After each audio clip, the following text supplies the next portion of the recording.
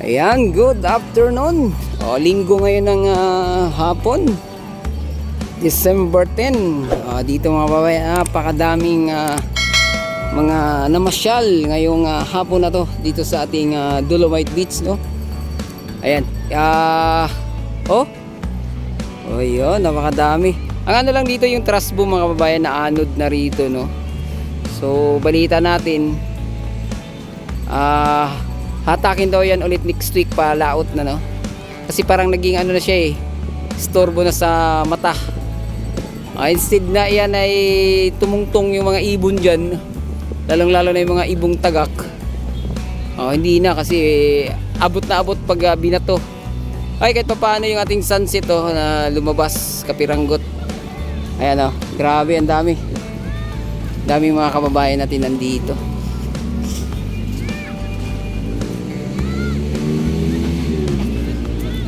Ayan sobrang dami. So mga nakausap natin dito, yung mga kapwa natin vlogger, dito sila kaninang umaga. Mas maraming tao ngayon compare kaninang umaga mga babayan. Tingnan nyo naman yan. Yan. Mas nai-enjoy kasi pag sa umaga kasi pumunta, although maganda rin yung umaga compare sa hapon dahil napakasariwa yung init mga babayan. Ang hapon naman kasi parang from hot to cold, no? Yan. At ang pinaka highlight sa hapon ang sunset, kaya lang sa ngayon yung ating sunset natakpan ng ulap mga kababayan. Yung ating security kanina earlier, panay panay megaphone. Bawal kasi itong ibang ginagawa ng mga kababayan natin. Kaya lang hindi talaga mapigilan, lalong lalo na yung mga bata na magtampisaw dyan sa tubig. Although mataas pa yung coliform level nito, umabot na ata ng 1,000. Yung pinakahuling test nila ng water, no?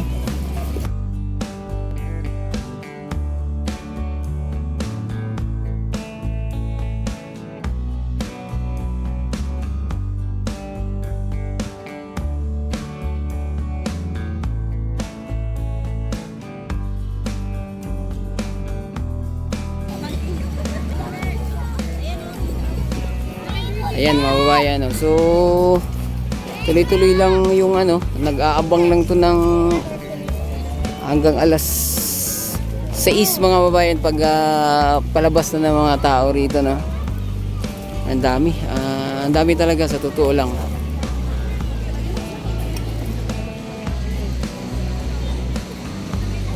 Ayan, napakadaming turista ngayon dito sa ating Dolomite Beach, no?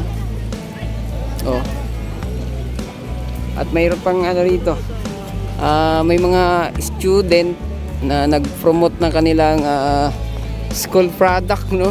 Yung gawa nila. Saan na ba yun? Nandun sa isang nating video mga bayan. Grabe, ang dami,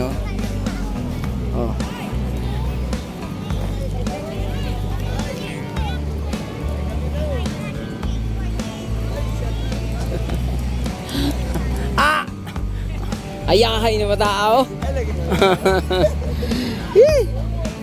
Na. Ayan, daming mga turista dito at mga local tourists mga bayan. Yung mga kababayan natin dito, abot na hanggang doon sa may phase 3, no? Halos akupado na nila yung mga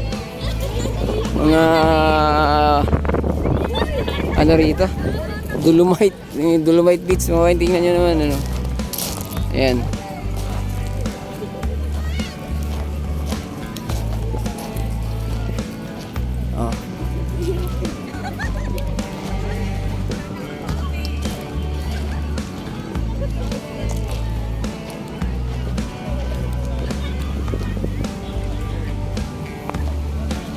Ayan, no?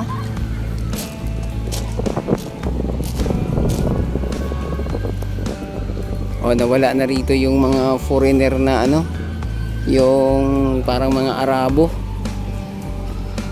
Oh. Lalo na siguro pag ano, kitang-kita yung ating sunset mga bayan. Ito yung nakakahumaling dito eh. Yung ating sunset dito sa Manila Bay. Ito mga ano, parang foreigner na mga Hapon.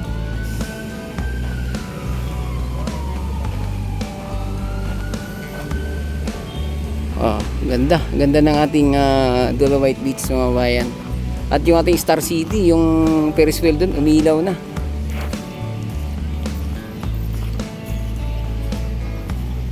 Yan oh.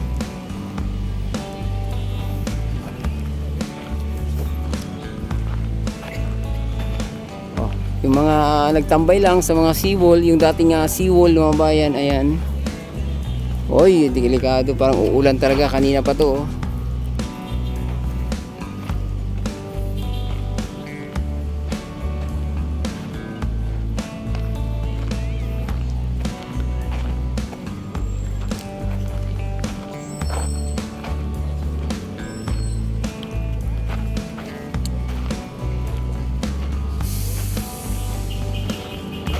Yung iba natin mga kabayan, ano na, uwian na.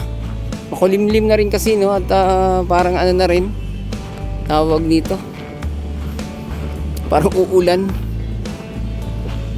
Oh, sa loob. Ayan mga bayan oh. Oh. Ito mga bayan, interviewin natin to. Ito yung mga local tourist na namamasyal dito sa ating Dolomite Beach mga bayan. Hello sir, good afternoon. Galing kami ng Hong Kong. Ay, galing kay Hong Kong. Kumusta naman po yung pamasyal dito sa Dolomite Beach, sir? Ayos na ayos. Ayos naman, oh. Oh, ito si Mrs. Ayos na ayos. Ayos na ayos, oh. Sarap dito, kaya kapag kayo mga katabi may partner kayo, tuloy nyo na rito. At Mag-work relax. kayo. Ayan. Relax, naka-presko yung hangin. At saka makita nyo yung sunset, napakaganda. Ayan. Kasing ganda ng kasama mo ba eh? Siyempre, Ingat. Ayan oh. Si ano yan, si Tardons TV. Ayan. Oh, dami mga ano rito no, mga turista na nahuhumaling din sa ating Dolomite. Ngayon ang sinasabi ko noon pa no, nung ating Dolomite Beach, malaking tulong to mga kababayan. Hindi lang sa aspeto ng emosyonal or sa physical na anyo rito sa ating Dolomite Beach, pati na rin sa mga emosyonal ng ating mga kababayan. Stress reliever kung baka ng ika nga ng iba mga kababayan. At yung may sakit ng hika, yun, gaya na sinabi ko nung nakaraan, may nakausap tayo dyan, nung matanda, no, na hindi pa naman siya katandaan. Nung inayos tong Manila Bay mga bayan, nagkaroon dito ng Dolomite Beach. Tuwing umaga siya naglakad-lakad dito. Every day, bukod lang daw sa Thursday kasi sarado to. Gumaling yung hika, no? At nung huli naman, nung last Friday, ay kausap din tayo from Antipolo. Pumunta dito lang para lumanghap ng sariwang hangin sa tabing dagat, mga babayan. Ayun ang purpose nila sa pagpunta. Siyempre mas sariwa naman yun sa province, kasi hindi pa naman pollute. Kaya lang iba daw kasi yung ano, yung hangin sa tabi ng dagat, no? Tuloy-tuloy kahit magsasara daw mga bayan, no? Tuloy-tuloy pa rin ang dating ng mga kababayan natin dito sa Manila Bay, Dolomite Beach.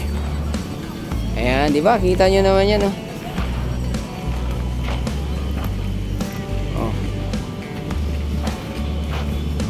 Tingnan nyo mga foreigner dito. May mga nakaka-relax mga babayan.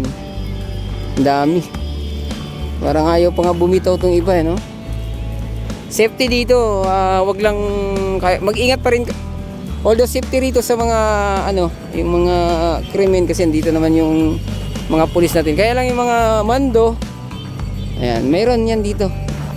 Ingat-ingat mga kababayan pag nagpunta sa Dolomite Beach. Ayan, so hanggang dito na lang muna ating update, no? Huwag kalimutang mag-subscribe at i-click ang notification bell para ma-update kayo sa mga susunod pa nating video. Adios amigo, bye-bye, salamat.